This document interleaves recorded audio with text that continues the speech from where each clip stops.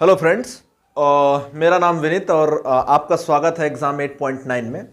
और बेसिकली मैं जो ग्रुप डी यहाँ पे टारगेट कर रहे हैं, ग्रुप डी का एग्ज़ाम है। बाकी ये जो प्रीवियस ईयर्स क्वेश्चन हम यहाँ पे सॉल्व कराएंगे, उसमें बेसिकली जितने भी आपके आरआरबी के एग्ज़ाम होते हैं, as like NTPC, RRB JE, RPF, RRB SI, ये सारे एग्ज़ाम में ये काम करेगा। और मैं बेसिकली इस चैनल पे आपको जनरल साइंस, बेसिकली आपका फिजिक्स हो गया, केमिस्ट्री हो गई, बायो, कंप्यूटर, ये सारी चीज़ें आपको पढ़ाऊंगा। और आइए स्टार्ट करते हैं। देखिए, आज मैं कंप्यूटर का पहला चैप्टर स्टार्ट कर रहा हूं, तो बताते हैं आपको कंप्यूटर है क्या। देखिए, कंप्यूटर को हिंदी में जो है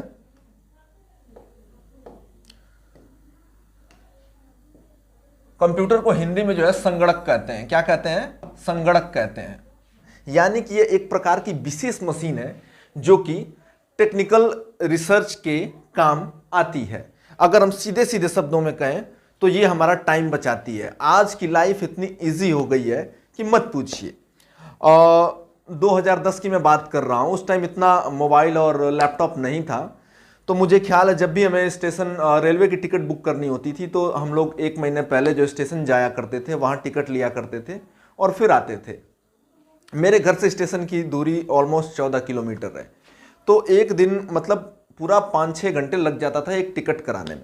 लेकिन देखिए, आज क्या है कि कंप्यूटर का युग है, आधुनिक युग है। बच्चे बच्चे के पास मोबाइल है, ठीक है, कोई अपना स्टार्ट करता है। अगर आपको टिकट बुक करनी है, आप 2 मिनट में कहीं की भी टिकट बुक कर लेंगे, अगर वो अवेलेबल है तो। उसकी मैं बात कर रहा हूँ। आप फ्लाइट की टिकट बुक कर लेंगे। बच्चों का आप देखिए, लॉकडाउन में कितना विशेष रूप से फायदा किया है। सारी चीज़ें बंद हो गई थी पूरा। जब लॉकडाउन लगा है तो कंपनी बंद हो गई, रेलवे बंद हो गया, बस बंद हो गई। लेकिन अगर कोई चीज़ चली है तो कंप्यूटर चली है। आप देखेंगे बच्चों की एजुकेशन नहीं रुकी है, वो कंप्यूटर की देन है, ठीक है। तो आइए देखते हैं कि एनटीपीसी में या फिर ग्रुप डी या फिर जितने भी आरआरबी में क्वेश्चन पूछे गए हैं कंप्यूटर इंट्रोडक्शन से रिलेटेड, उनको जो है 1 बाय 1 करके सॉल्व करते हैं।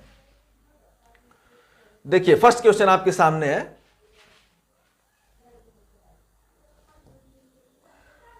फर्स्ट क्वेश्चन आपके सामने है कि कंप्यूटर में इस्तेमाल होने वाली इंटीग्रेटेड सर्किट चिप बनाने में निम्नलिखित में से कौन सा रासायनिक तत्व टेट्रावायलेंट उपधातु का इस्तेमाल किया जाता है। तो देखिए, जितनी भी आपकी जो है चिप बनाई जाती है कंप्यूटर में, सब में जो है और सेमीकंडक्टर का यूज होता है। किसका यूज होता है? सेमीकंडक्टर का।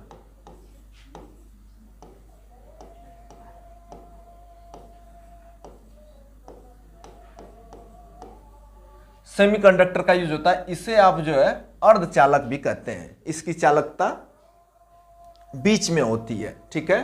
कंडक्टर और नॉन कंडक्टर के बीच में इसकी चालकता होती है। इसे जो है अर्धचालक सारे जो है यूज होता है चिप के लिए। और ये किसका बना होता है अर्धचालक? सिलिकॉन का बना होता है। यानी सिलिकॉन अर्धचालक के सारे चिप आपके कंप्यूटर में बने होते हैं। आइए मूव करते हैं नेक्स्ट क्वेश्चन पे।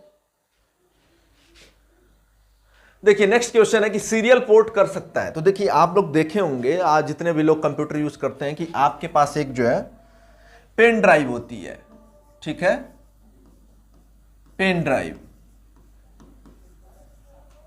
पेन ड्राइव से क्या करते हैं, मान लीजिए आपको कोई मूवी ट्रांसफर करनी होती है तो आपने पोर्ट में लगाया और लैपटॉप से पेन ड्राइव में ले लिया। या फिर पेन ड्राइव का कुछ सामान, कुछ जो है डेटा आपको लैपटॉप में भेजना होता है, तो आप क्या करते हैं, पेन ड्राइव से लैपटॉप में ट्रांसफर कर देते हैं। यानी कि हार्ड ड्राइव से जानकारी स्थानांतरित की जाती है। पहला ऑप्शन दिया गया है कि एक सीरियल पोर्ट कर सकता है। पहला ऑप्शन है केवल हार्ड ड्राइव से जानकारी स्थानांतरित करना। केवल हार्ड ड्राइव को, यहां पे देखिए को है, यहां पे है से, यानी कि हार्ड ड्राइव से लिया जा सकता है, हार्ड ड्राइव से दिया जा सकता है। तीसरा ऑप्शन है ए और बी दोनों। चौथा ऑप्शन है डी, इनमें से कोई नहीं। आरआरबी एनटीपीसी जो है 27/4/2016 शिफ्ट सेकंड में क्वेश्चन आपका पूछा गया है। तो देखिए, आप क्या कर सकते हैं, आप पेन ड्राइव से डेटा ले भी सकते हैं कंप्यूटर से, और कंप्यूटर को डेटा दे भी सकते हैं। यानी कि ऑप्शन जो है हमारा सी सही होगा। आप आदान प्रदान दोनों कर सकते हैं। बोथ वे कम्युनिकेशन इस जो है सीरियल पोर्ट से हम कर सकते हैं। मूव करते हैं फ्रेंड्स नेक्स्ट क्वेश्चन पे। देखिए, दिया गया है कि कंप्यूटर जो है के बिना काम नहीं कर सकता है। स्कैनर, माउथ, इंटरनेट, सीपीयू, ठीक है। तो देखिए, अगर कंप्यूटर किसी चीज के बिना काम नहीं कर सकता है तो वो चीज है सीपीयू। ठीक है, क्या है? सीपीयू है, सेंट्रल प्रोसेसिंग यूनिट, सीपीयू। इसका मतलब, सी का मतलब होता है सेंट्रल, पी का मतलब होता है प्रोसेसिंग और यू का मतलब होता है यूनिट। देखिए सीपीयू का मैं आप लोगों को इमेज दिखा देता हूं। ये देखिए, ये सीपीयू है। ये बेसिकली जितने भी कंप्यूटर में आपके लॉजिकल ऑपरेशन होते हैं, अर्थमेटिक ऑपरेशन होता है, किस सीक्वेंस में जो है प्रोसेसिंग करनी होती है, डेटा कैसे प्रोसेस होगा, प्राइमरी मेमोरी जो एलोकेशन जो है यही करता है। तो इसे जो है कंप्यूटर का मस्तिष्क या हृदय भी बोलते हैं। इसके बिना जो है कंप्यूटर नहीं चल सकता है। फिर से अपने क्वेश्चन पे लौटते हैं।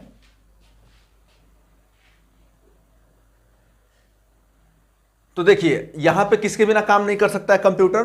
तो सीपीयू के बिना काम नहीं कर सकता है।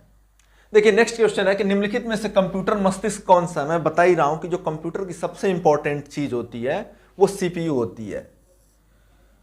सीपीयू, इस सी का मतलब हो गया सेंट्रल, ये हो गया आपका प्रोसेसिंग,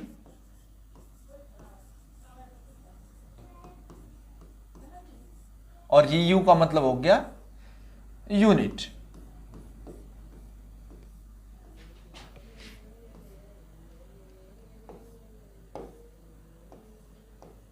यूनिट, ठीक है। तो किसको मस्तिष्क कहा जाता है? सीपीयू कहा जाता है। ये क्वेश्चन भी आपका आरआरबी एनटीपीसी 16/4/2016 शिफ्ट 1 में जो है पूछा गया है। मूव करते हैं नेक्स्ट क्वेश्चन पे। लिखा गया है कि निम्नलिखित में से कौन सा एक पर्सनल कंप्यूटर कंप्यूटिंग करता है? तो देखिए, मैं बता दिया कि जितनी भी कंप्यूटिंग से रिलेटेड चीजें हैं, जितनी प्रोसेस से रिलेटेड चीजें हैं, किस सीक्वेंस में किस डेटा को प्रोसेस करना है, तो ये सारा काम आपका सीपीयू करता है। जितने भी अर्थमेटिक लॉजिकल ऑपरेशन होते हैं, क्या सही है, कैलकुलेशन, सारी चीजें सीपीयू करता है। यानी कि ऑप्शन हमारा ए सही है। देखिए नेक्स्ट क्वेश्चन है आपका कि कंप्यूटर में सीपीयू का पूरा नाम है। तो मैं बार बार रिपीट कर रहा हूं, देखिए बहुत ही इंपॉर्टेंट क्वेश्चन है। अगर आपका कंप्यूटर से 2 क्वेश्चन आता है तो पूरा चांस रहता है कि एक क्वेश्चन जो आपका सीपीयू से रिलेटेड रहे। ठीक है, तो यहां सीपीयू का फुल फॉर्म पूछा गया है। तो सीपीयू का फुल फॉर्म होता है सेंट्रल प्रोसेसिंग यूनिट। मूव करते हैं नेक्स्ट क्वेश्चन पे। देखिए दिया गया कि सेंट्रल प्रोसेसिंग यूनिट सीपीयू में होता है, ठीक ना। तो देखिए मैं आपसे बता रखा हूं कि ये नियंत्रण करता है। ऑप्शन सी इसमें सही है, यानी कि ये नियंत्रण करता है। ठीक है, अर्थमेटिक तर्क, यानी कि जितने भी आपके 2+2 2+6 जितनी भी कैलकुलेशन है वो करेगा। ठीक है, लॉजिकल, क्या सही है ना, कौन किससे बड़ा है, जितनी भी लॉजिक वाली चीजें हैं वो करेगा। और प्राथमिक जो है स्टोरेज, प्राइमरी मेमोरी एलोकेशन भी ये करता है। तो ये सब इसके काम में, यहाँ पे ऑप्शन सी सही है। मूव करते हैं फ्रेंड्स नेक्स्ट क्वेश्चन पे। देखिए यहां पे है कि कोई व्यक्ति कंप्यूटर साक्षर कब कहलाता है। देखिए भारत सरकार की बहुत सारी मुहिम चलाई जा रही है कि जो भी आजकल के बच्चे हैं एटलीस्ट वो कंप्यूटर की बेसिक नॉलेज रखें। तो कंप्यूटर की बेसिक नॉलेज का रखने का मतलब है कि आप कंप्यूटर में साक्षर हैं। ठीक है, साक्षर का मतलब यहां पे हो गया कि एटलीस्ट आप जो है गूगल सर्फ कर पाए ना, जो बेसिक चीजें हैं उसको कर पाए, जितने उसमें एप्लीकेशन है उसको बस चला पाए, तो आप कंप्यूटर साक्षर कहलाएंगे। यानी कि कोई व्यक्ति कंप्यूटर साक्षर कहलाता है यदि वह है आवश्यक एप्लीकेशन को चलाने में, एंटीवायरस सॉफ्टवेयर बनाने में, प्रोग्राम लिखने में, दूसरे कंप्यूटर को हैक करने में। देखिए ये काम जो है ना हैकर करते हैं। आप बहुत बार सुनते होंगे किसी देश की वेबसाइट हैक हो गई तो वहां पे कुछ लिख दिया, तो ये काम जो है करते हैं, उनको हैकर बोला जाता है। ये वेबसाइट को हैक कर लेते हैं, अपने कंट्रोल में ला लेते हैं। प्रोग्राम लिखने का काम जो है डेवलपर करते हैं, आप लोग देखे होंगे सॉफ्टवेयर डेवलपर। ठीक है, एंटीवायरस सॉफ्टवेयर ये भी डेवलपर बनाते हैं। ये जो ऑप्शन है कि आवश्यक एप्लीकेशन चलाने में, जो भी उसमें आवश्यक एप्लीकेशन को चला लेगा उसे जो है कंप्यूटर साक्षर कहा जाएगा। यानी कि ऑप्शन हमारा जो है ए सही है। ये सही नहीं है, ये मैंने आपको बता दिया कि हैकर क्या होता है। ठीक ना, ऑप्शन जो है हमारा ए सही है। ठीक है, अब मूव करते हैं नेक्स्ट क्वेश्चन पे। देखिए नेक्स्ट क्वेश्चन है कि MIPS का अर्थ क्या होता है। तो देखिए MIPS का मतलब होता है मिलियन इंस्ट्रक्शन पर सेकेंड। क्या होता है? मिलियन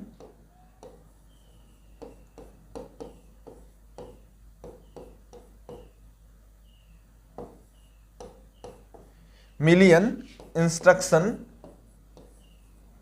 पर सेकेंड। MIPS का मतलब होता है, M का मतलब मिलियन, I का मतलब इंस्ट्रक्शन, P का मतलब पर सेकेंड। बेसिकली होता क्या है कि जब भी हमें दो कंप्यूटर की प्रोसेसिंग के बीच का अंतर ज्ञात करना होता है कि कौन सा फास्ट है, कितना फास्ट है, तो उसको जो है MIPS से हम मेजर करते हैं। मिलियन, 1 मिलियन में कितना होता है? 10 लाख।